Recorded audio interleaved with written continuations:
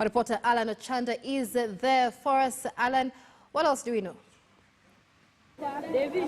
Well, Michelle, as you've indicated, is that the impasse at Jamhuri Primary School here in Nakuru is yet to be resolved, despite the early morning meeting that has lasted for more than 5 hours between the parent representatives and the education officials, together with the county security officials here, led by the county commissioner of Nakuru, Erastus Mbui, who has indicated to us that, yes, the morning meeting has not really bordered quite fruits here, but they have retreated back with the representatives of the parents here. Remember that the early morning comprised of all the parents here, but we could hear them just pull and push where they were not agreeing on most of the issues. Remember that he's told us that out of the 850 pupils, that is the total population of the school, only 60 pupils are in school, despite the directive by the regional commissioner of Rift Valley, George Natembeya, that the school learning process resumes on Tuesday. That is actually yesterday, but today learning is yet to resume. But you can see just behind me, these are the parents here who have just taken a break here, waiting for the county commissioner and their representatives to come back and tell them what the resolutions are. But if you could just allow me to engage some of them, what they discussed in the meeting, what really is dragging the process of just reaching a consensus here. Pengine mama, utueleze, wewe ni mzazi hapa, jina lako ni nani, na pengine katika kikao cha asubuhi na wale wakuu wa elimu mliweza kujadili nini na mliweza kuelewana ama hamkuelewana? Mimi naitwa Sela, mtoto wangu anaitwa Andrew Baraka. Tumekuwa tukilalamikia uongozi mbaya katika hii shule. Watoto hawalishwi vizuri na tunalipia chakula. Watoto kuna mpaka hawaruhusiwi kuomba jinsi wanatakana kuomba. Wazazi hawaruhusiwi kuja kuona watoto wao shuleni wakati unaotakikana. Sasa tunataka head teacher wa hii shule aweze kutransferiwa, apeleke shule nyingine penye ataelewana na wazazi. Sisi hapa hatumtaki, maana tangu akuje kwa hii shule tumeona mabadiliko sana. Hata chakula chenye watu wanakula ni kichafu. Mimi mwenyewe ni mzazi. Mtoto wangu aliwahi pata konokono kwa chakula ambacho alikuwa ameandaliwa lunch, na hakurudi kuikula hiyo chakula. Tulipoleta malalamishi hatukuona hatua yoyote ikichukuliwa. Kwa hivyo tunataka tu abadilishwe, atuondoke. Yeah. Na pengine unasema kwamba sababu za kutaka kwamba akuwe anaondolewa ni kama zipi? Hiyo mimi kitu ilioniudhi ni mtoto wangu kupata konokono katika chakula. Mimi mwenyewe nikipika chakula ninapika chakula kisafi, na tuliambiwa chakula nyumbani si safe, ya shule ikiko safe. Na ndio hiyo mtoto wangu alikuja akakutana na konokono ndani ya chakula. Sasa hiyo ni safe kweli? Na pengine mzazi, ukiweza kutueleza tu pengine wewe ni kipi ambacho unapendekeza kwamba kiweze kushughulikiwa hapa, ndipo pengine muweze kuafikiana hapa na wale maafisa wa elimu ambao wako hapa. Mimi ningeonelea ni huyo mwalimu aondolewe. Bure hatuwezi leta watoto shule na mwalimu analipisha school fees kama mtoto mwenye anaenda secondary, mtoto mwenye anaenda boarding. Kitu kingine, watoto wanadhulumiwa huku, wanamwagiwa maji chafu, wakichelewa kuchukua chakula wanaambiwa hawakuli chakula. Mwalimu mwenyewe hataki hata mtoto achelewe shule. Akichelewa hivi anamfukuza, na asikuje, na akikosa kukuja na mzazi anaambiwa akae home wiki mzima. So mimi ningeonelea tu huyo mwalimu atolewe, kwa sababu amekuja hapa, penye alitoka alifukuzwa kwa sababu ya hizo tabia. Tena amekuja hapa ameleta hizo tabia zake. Sasa kama mimi kama mzazi ni atolewe, ama tubadilishe watoto waende shule zingine. Na asante. Pengine ukiweza kutueleza kwa mzazi wa mwisho hapa, kwani utueleze kile ambacho kimefanya kwamba muweze kuwatoa wanafunzi shuleni, kwa sababu tunaona kwamba hawajaweza kufika siku ya leo. Ni muongoza tu na pengine ukianza na majina. Kwa majina, mimi naitwa Charles Miyaba. Mtoto wangu ako standard 7 kwa hii shule. Mimi kwangu, kwa maoni yangu, naona kama deputy hatuna naye shida. Kama wameshindwa kutoa huu mwalimu head, si basi watuwekee huu deputy ndiendelee na shule kuliko watoto wanakaa nyumbani. Juu ikishindikana kama huu mwalimu hawezi kilia shule, juu hata tukiangalia kwa makaunti tuko na governor, tuko na deputy governor. Governor akishikwa, deputy ndiye anaingia hapo katikati. Na mbona wataka kutuwekea huyu deputy mwenye ako hapa, mwenye ako nyuma yake? Nini inaendelea? Juu wamekataa, tukiwaambia awacha aende wanakataa. Sijui solution gani wanataka, ama kuna venye anakula nao.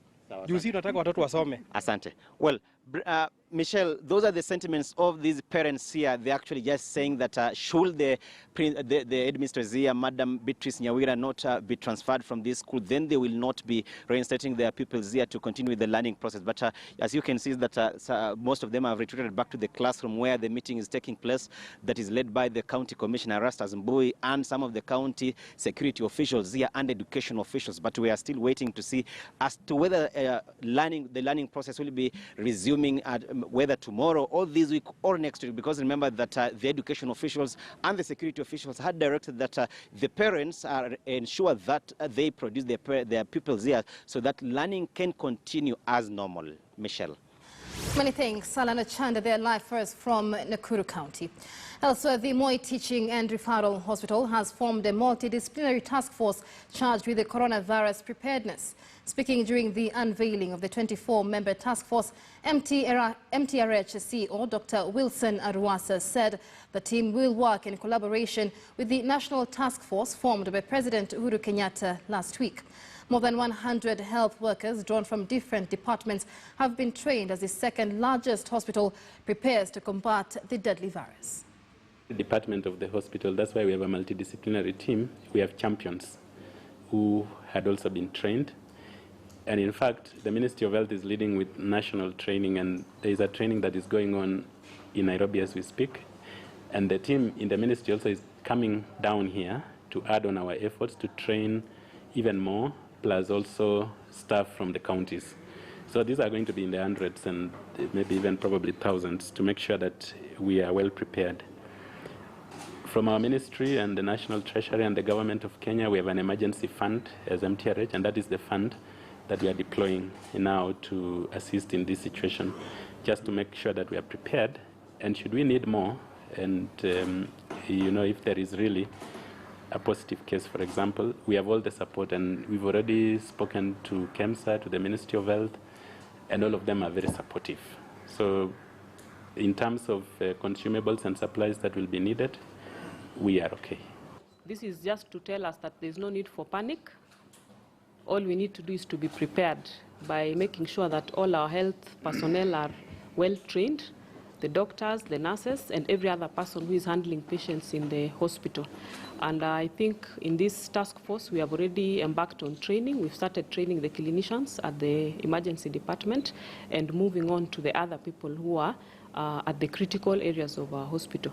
And we believe that in the next coming few days, the same training will be rolled out even to the public in different fora so that everybody can be aware and we can all work together in trying to be ready in case we get a case. Senate's Justice and Legal Affairs Committee met with several stakeholders, including civil society groups like Haki Africa, of the inquiry into extrajudicial killings and enforced disappearances in Kenya. The DPP and the DCI were expected in the meeting, but they sent representatives.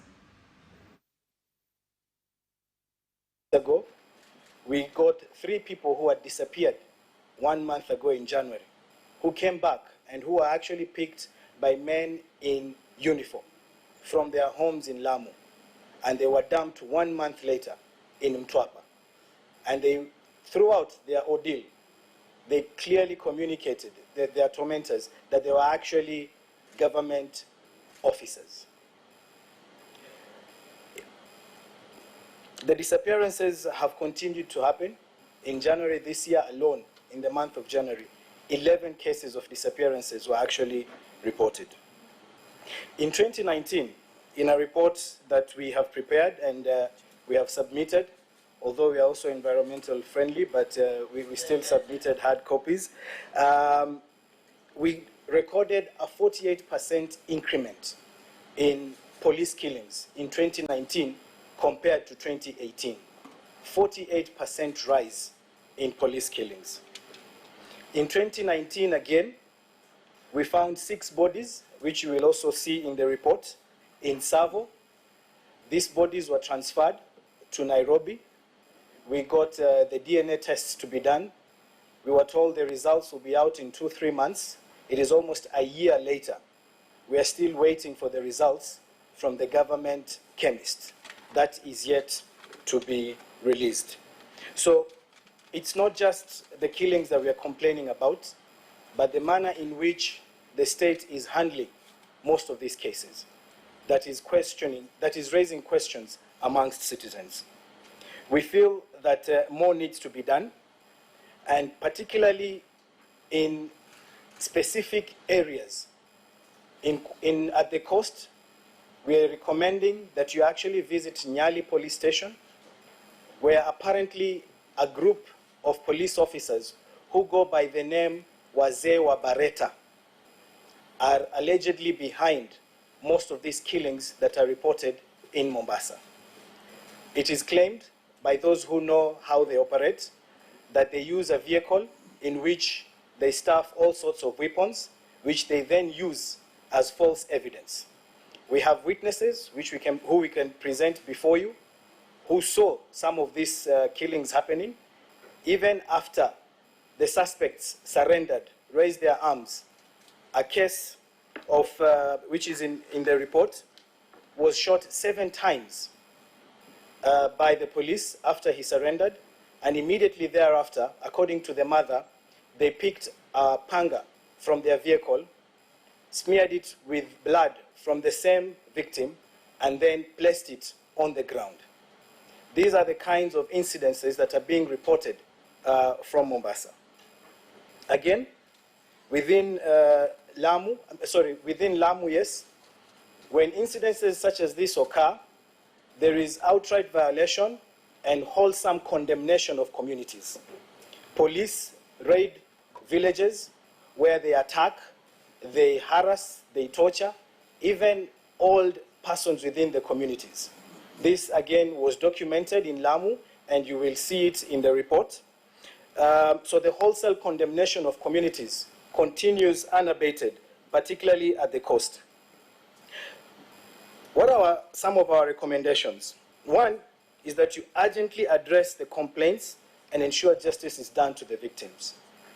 Impunity, such as the case that has been referred by several of my colleagues, where this officer by the name Rashid shot and killed a suspect in broad daylight in front of hundreds of onlookers, which was captured by phones, cameras, and all that, shared across social media everywhere, and yet this individual is still walking scot-free, is a perfect example of how impunity continues to erode our justice. The much-anticipated BBI rally that was set to be held in Nakuru this Saturday has been pushed to March 21st. Nakuru Governor Lee Kinyanjui